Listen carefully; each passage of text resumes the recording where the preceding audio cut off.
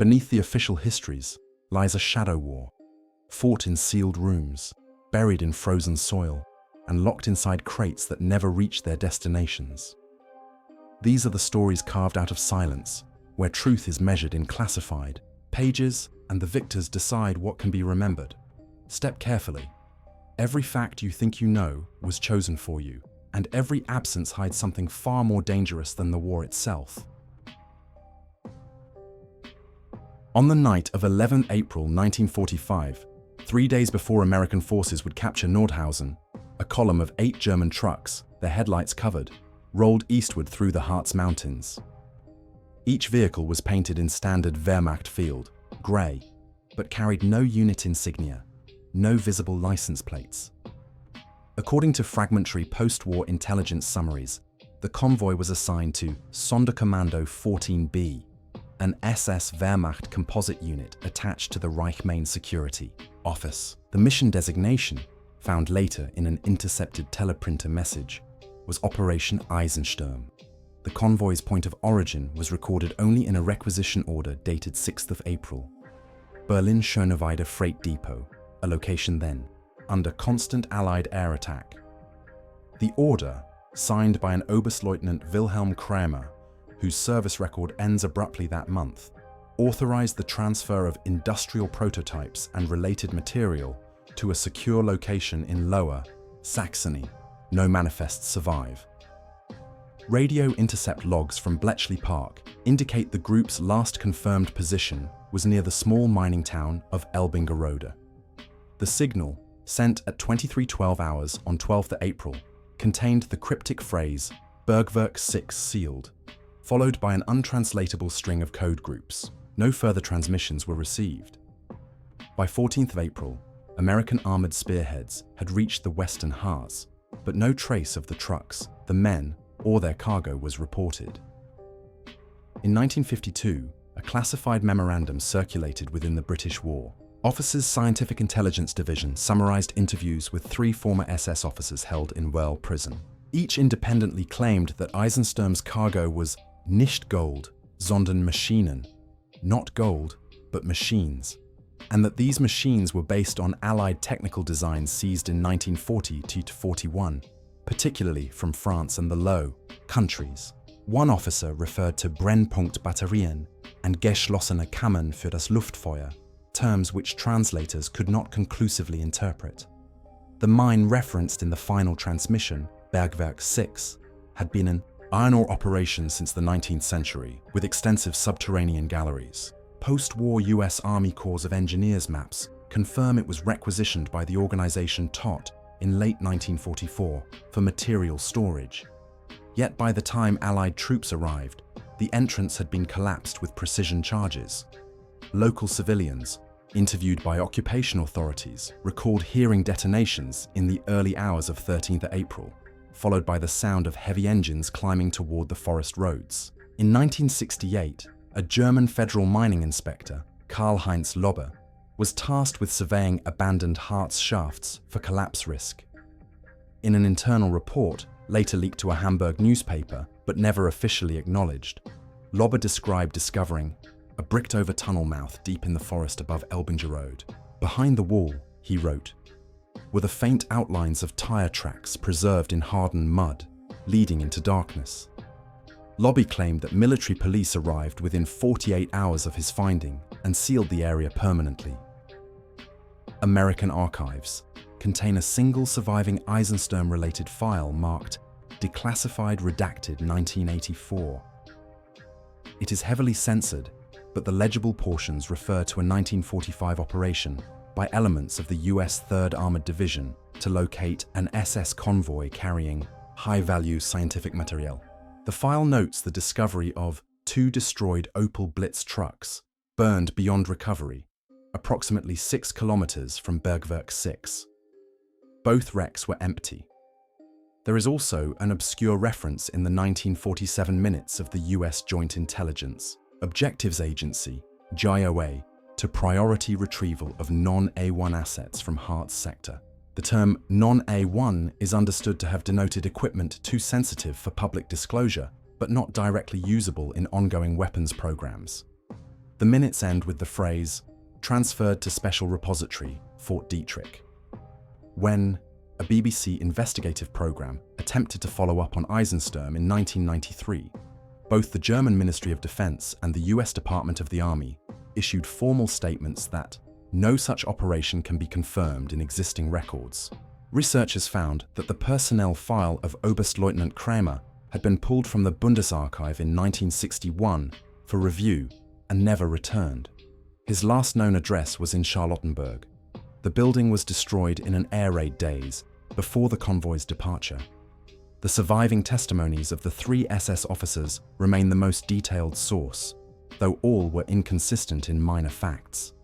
One insisted the crates were lined with lead and required 4 men to lift. Another described hearing a constant low hum emanating from inside the largest container, even while stationary. The third claimed to have overheard Kramer telling an SS Sturmbannführer that the cargo would change the course of the war if only we had 3 more months. In 2004, amateur historians using ground-penetrating radar detected several large anomalies beneath an undeveloped tract of forest just south of Elbinger Road. The shapes, roughly rectangular, lay at a depth of 15 to 18 meters. Attempts to secure excavation permits were denied on the grounds of environmental protection. The site remains undisturbed. Today, Operation Eisensturm exists in the historical record as little more than a footnote in obscure intelligence summaries, a fragment of a war already shrouded in secrecy. Whether the convoy carried advanced weapons prototypes, looted scientific research, or something else entirely remains unknown. But the careful erasure of its trail, the collapse of its only known destination, and the disappearance of every man attached to Sonderkommando 14B suggest a cargo the post-war world was not prepared to see. In late January 1947, the Soviet Navy's Baltic Fleet dispatched the salvage vessel Smelyi to the Gulf of Finland under orders marked Gryf Soвершенно Sekretno, top secret. Officially, the operation concerned recovery of wartime debris obstructing commercial shipping lanes. In reality, the mission was based on intelligence from the 4th Directorate of the MGB that a German U-boat had been sighted surfacing in the area 2 years after the war's end. U-377 had been recorded in Kriegsmarine logs as sunk on 15th of January 1944 northwest of the Azores after an attack by British destroyer HMS Wanderer. The British Admiralty's report listed the sinking as confirmed total loss, no survivors. Yet the object, located by Soviet sonar on 3rd of February 1947, was identified by hull markings as U-377. The same number, the same configuration, but lying in 38 meters of water near Hogland Island, hundreds of miles from its official place of destruction.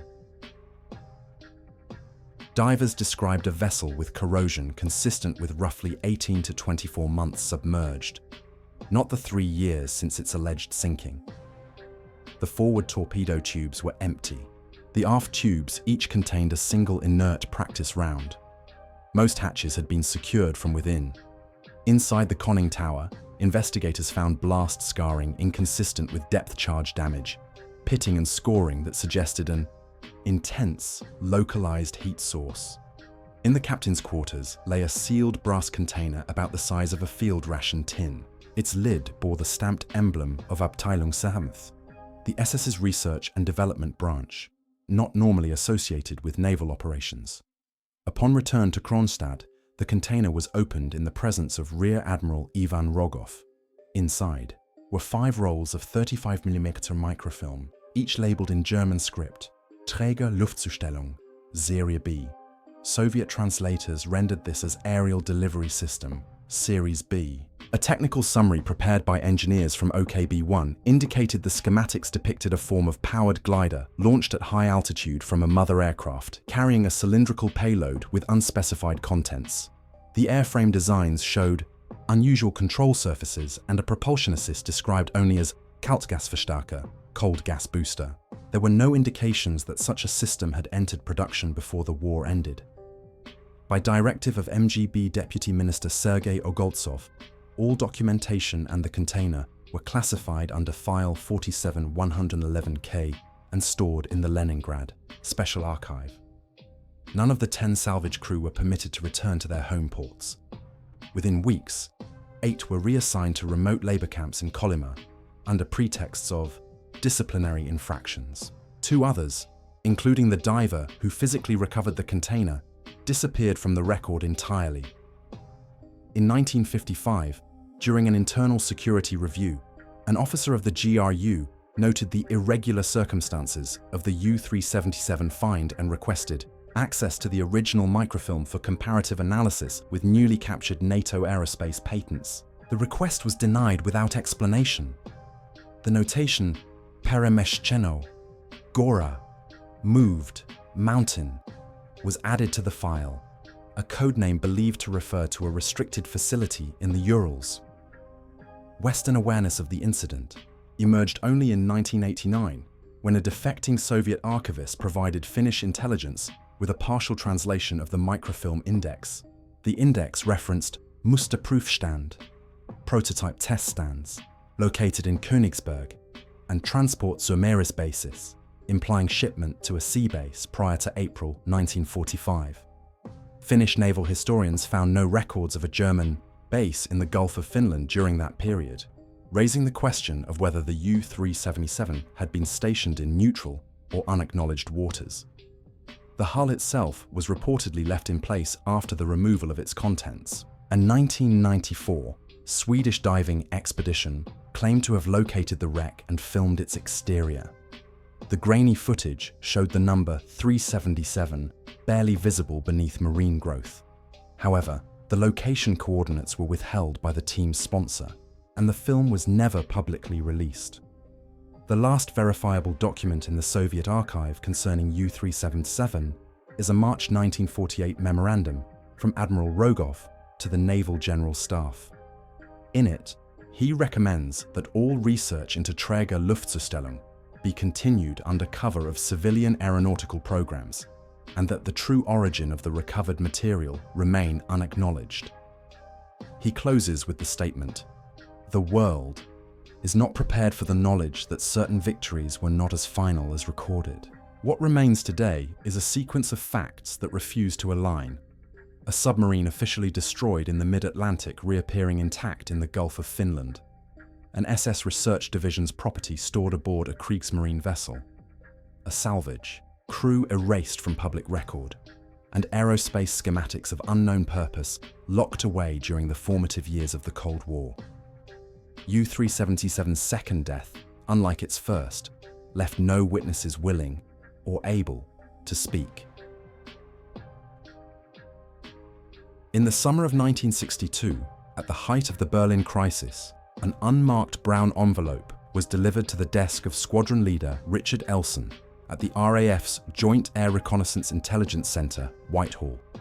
Inside were 4 tightly wound rolls of 35mm film and a single sheet of thin, yellowed typing paper. The note, in precise German, was signed only Edelweiss. Its only other text, "Below the water, they still listen." The film, when developed in the Jarek darkroom, revealed a series of aerial photographs taken at oblique angles. They depicted a heavily forested area surrounding Lake Toplitz in the Austrian Alps, a body of water long rumoured to have been used by the SS for document disposal in the closing months of the war. But these images were not of the lake's surface. They appeared to be taken from an elevated vantage point inside the forest canopy, looking down through gaps in the trees to a cleared zone on the southern shore. At the centre of that zone was a rectangular complex of reinforced concrete structures, most partially submerged. Several bore large cylindrical covers, aligned in rows like missile silos, though scaled for smaller payloads.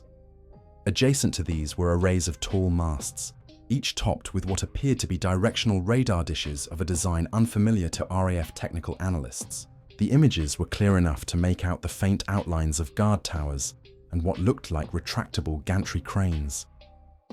Cross-referencing the coordinates with Allied occupation maps revealed a problem. The site was located within a NATO exclusion, zone administered jointly by Austrian and American forces since 1955, officially designated as Forestry and Watershed Protection Land. There were no records of any authorized construction there. The lake's southern shoreline, according to Austrian land registry files, was uninhabited. Within 48 hours of the film's arrival, MI6 officers collected both the negatives and the prints, leaving Jarek with only a single memo stating the matter was now a special operational concern. Elson was ordered to sign a non-disclosure agreement under the Official Secrets Act and reassigned to a meteorological analysis post. His security clearance was downgraded. Fragments of the story re-emerged in 1977 when a declassified CIA cable from 1963 referenced photographic evidence of probable signals intelligence installation, possible WWII German origin, submerged infrastructure, Toplitz AO. The cable noted that aerial coverage inconsistent with declared Austrian defense projects and recommended urgent bilateral discussion. No further cables on the subject have been released. Lake Toplitz itself has long been the subject of speculation. Between 1946 and 1959, Austrian police recovered thousands of counterfeit British pound notes from its depths, traced to Operation Bernhard, the Nazi counterfeiting program run from Sachsenhausen concentration camp. Divers also reported encountering submerged crates filled with soggy paper, rotting timbers, and rusting machinery. None reported any structures matching those in the Edelweiss photographs.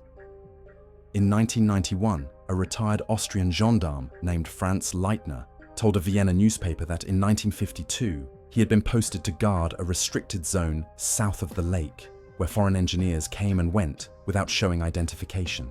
Leitner claimed he once glimpsed a steel door in the hillside, big enough for a lorry, which opened like a vault.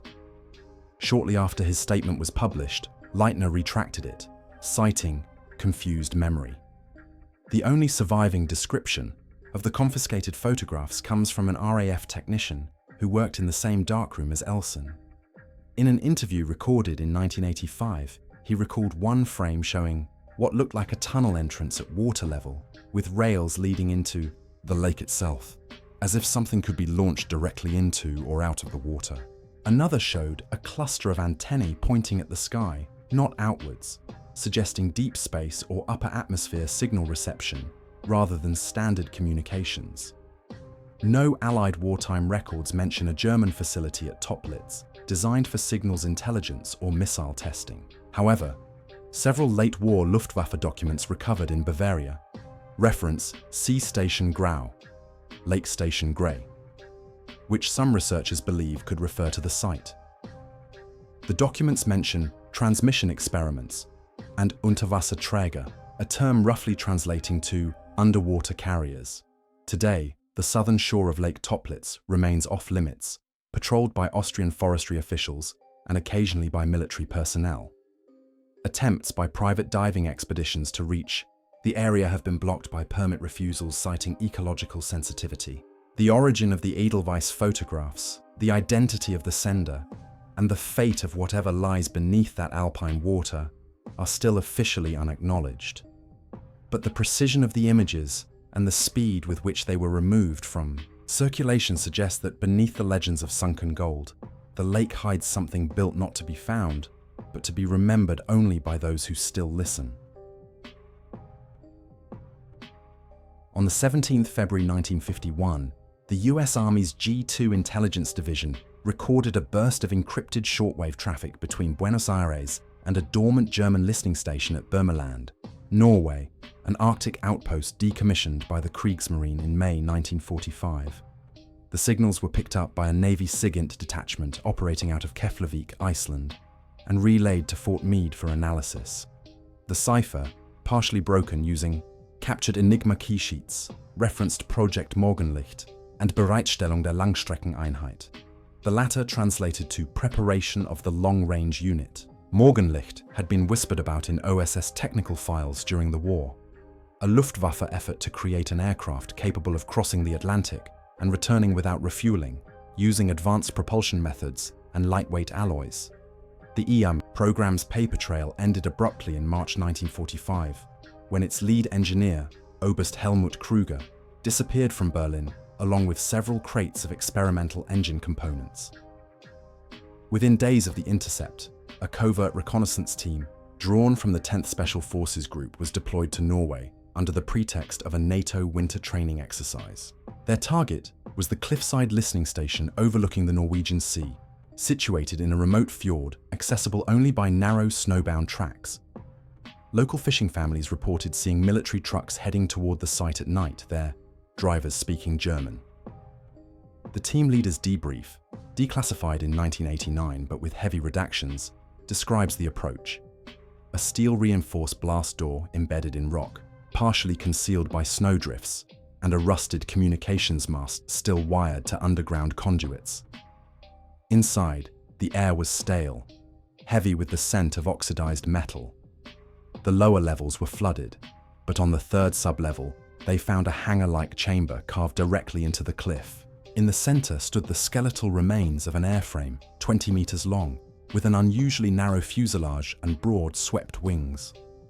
The frame's alloy composition, later tested at Aberdeen Proving Ground, contained high percentages of titanium and molybdenum, a combination rarely used in aviation at the time. Alongside it were scorched cylindrical tanks labeled LOX, liquid oxygen, in German stencil, their valves fused shut from heat exposure. Charred fragments of blueprints littered the floor, but one intact sheet bore the Morgenlicht designation and detailed a Zwei-Stufen-Antriebseinheit, a two-stage propulsion unit. The first stage appeared to be a conventional turbojet. The second was a compact rocket motor. The team's extraction was delayed when one member collapsed from acute respiratory distress, possibly due to inhalation of residual oxidizer fumes. By the time they returned to their rendezvous point, only the team leader remained conscious. He was flown to a secure facility in West Germany, where his report was taken. Shortly afterward, his military records were sealed under Presidential Directive NSC 141, a classification typically reserved for nuclear weapons intelligence. Norwegian police archives contain a brief, unpublicized entry from March 1951 describing an incident of foreign interference near Burmaland, followed by the discovery of tire impressions leading toward an unmarked Royal Air Force transport aircraft. No arrests were made, and the file was closed within a week. The surviving Morgenlicht airframe was dismantled and shipped in parts to the United States. According to an internal USAF logistics manifest, the components were sent to Wright-Patterson Air Force Base under Project Seahawk. The designation does not appear in any unclassified project index. By the mid-1960s, all known references to Morgenlicht had vanished from official inventories. In 1978, a declassified CIA memo from the Directorate of Science and Technology referred to recovered German hypersonic platform, origin Norway, remains non-operational. The memo's marginalia, in handwritten script, posed the question, was this Krüger's prototype? No follow-up documents have been found. The Buenos Aires end of the intercepted transmission remains a mystery. Argentine immigration records confirm that several high-ranking Luftwaffe officers entered the country between 1946 and 1949 under assumed identities. One, traveling under the name Erich Bauer, had a known background in experimental propulsion systems. He died in 1952 in what was reported as a car accident, though no accident report exists in Buenos Aires police files. As with so many remnants of Germany's late war ambitions, the fragments of Morgenlicht suggest a leap in technology that arrived too late for the Reich, but perhaps not too late to be quietly claimed by the victors. Whether the cliffside hangar in Norway was a mere test site or the launch point for a transatlantic flight that history never recorded remains unanswered. What is certain is that, in the frozen silence of the fjord, the wreckage of an aircraft built for a war already lost was hidden away, not destroyed, but preserved, as if its purpose had yet to come. In the final weeks of April 1945, as German forces collapsed on every front, US 7th Army units advancing through Württemberg captured Schloss Sigmaringen, the makeshift refuge of the Vichy French government in exile. In the castle's eastern tower, beneath a pile of burned correspondence, intelligence officers found a bundle of shredded documents bound with copper wire. The scraps were transferred to a field analysis section attached to the counterintelligence corps, where they were painstakingly reconstructed over several months. The resulting files outlined a joint German-Japanese program designated Kintsugi, Wind. According to the pieced-together pages, the plan called for modified Messerschmitt Me-262 jet fighters to be disassembled, crated, and transported via the Trans-Siberian Railway to Manchuria, where they would be reassembled on a concealed airstrip near the town of Helsinki, modern Changchun. Each aircraft was to carry a reactive Nutzlast, reactive payload, described in vague chemical terms, suggesting a non-conventional warhead. The operational sequence called for the aircraft to take off from Manchuria under cover of night stage through Japanese-held Korea and strike targets in the Pacific Theater beyond the range of conventional Japanese aircraft. The project's engineering oversight was attributed to Oberingenieur Erich Voss, formerly of Messerschmitt's Augsburg plant, and Colonel Masato Ishikawa of the Imperial Japanese Army Air Service. Officially, the documents indicated that Kintsugi Wind never advanced beyond the planning phase. Yet one partially intact cable, dated 2nd April 1945 and marked EILT, urgent, ordered the immediate transfer of 2 completed units from Augsburg to Königsberg for special maritime loading. There is no record of these units arriving in Königsberg. A handwritten note in the margin, in an unidentified hand, reads, Auf See fertigstellen, complete at sea. For decades, the files were classified, stored under lock at the US Army's European Command headquarters. In Heidelberg, they resurfaced briefly in 1979, when a Japanese fishing trawler operating off the coast of Hokkaido reported snagging metallic wreckage in its nets. The skipper described sections of twisted alloy bearing a partially visible Balkenkreuz alongside, stenciled kanji characters. Before the crew could bring the debris ashore, a Japanese maritime self-defense force vessel arrived and took possession. No public report was issued. In 1981, a declassified US Navy message traffic log revealed that a P-3 Orion patrol aircraft had been diverted to the same coordinates cited by the fishing crew. The aircraft's mission report, still partially redacted, mentions large ferrous mass on seabed, profile consistent with intact fuselage. Subsequent dives were reportedly conducted by a submersible operating out of Yokosuka, but no findings were released. Interviews with surviving personnel from the Augsburg plant in the 1990s produced fragmentary recollections. One machinist recalled, working on Me-262 fuselage sections with strange elongated nose cones, not found on standard fighter variants. Another claimed that Voss spoke frequently of high-temperature delivery systems and required special ceramic coatings for certain components. Neither man could account for the fate of the completed aircraft. In the Soviet archives, opened briefly in the early 1990s, a 1946 NKVD interrogation record was discovered, summarizing the testimony of a captured Japanese intelligence officer. The officer admitted knowledge of a German machine that would come to Manchuria for the final strike, but claimed the war ended before the transfer could be completed. Pressed on the meaning of final strike, he reportedly laughed and said, "The wind that mends, you will not understand." By the early 2000s, the Kintsugi wind papers had been digitized by the US Army Center of Military History, but access was restricted to defense researchers. A small subset of photographs from the Sigmaringen recovery, showing shredded documents, spread across a table with certain chemical formulae visible, were leaked to a military aviation periodical. The formulas corresponded loosely to unstable binary agents known to have been understudy by both Axis powers in the war's final year. The historical record remains deliberately incomplete. No wreckage has been conclusively identified, no intact aircraft recovered. Yet the convergence of post-war sightings, seabed anomalies, and the peculiar thoroughness with which the Kintsugi wind papers were kept from public view suggest that the project was closer to operational readiness than official accounts allow. Whether the 2 completed units were lost in transit, destroyed at sea, or secretly recovered by one of the victorious powers, is unknown. What is certain is that somewhere between the ruins of Augsburg and the deep waters off Hokkaido, the trail of Kintsugi wind disappears, leaving only the faint echo of a jet engine meant to fly in a war that ended too soon for its launch, but perhaps not too soon for its legacy. Some secrets do not fade. They wait, patient as rust in the dark, until the right hands pry them open. What was hidden in the last days of war still shapes the quiet agreements and unspoken threats of today. We look back at the ruins and see only stones, but the ground remembers, and sometimes it remembers too much.